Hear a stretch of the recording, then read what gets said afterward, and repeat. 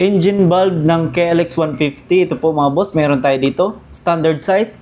Yung sukat is 2934. Ayan. So ito yung engine bulb mga boss sa likod. Set na yan. Exhaust tsaka intake.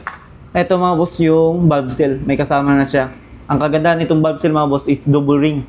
So hindi siya basta-basta mapupunit kaysa yung genuine. So ito matagal ito mapunit mga boss. Ayan. Ito mga boss is available sa shop. Kung interesado kayo, message lang po.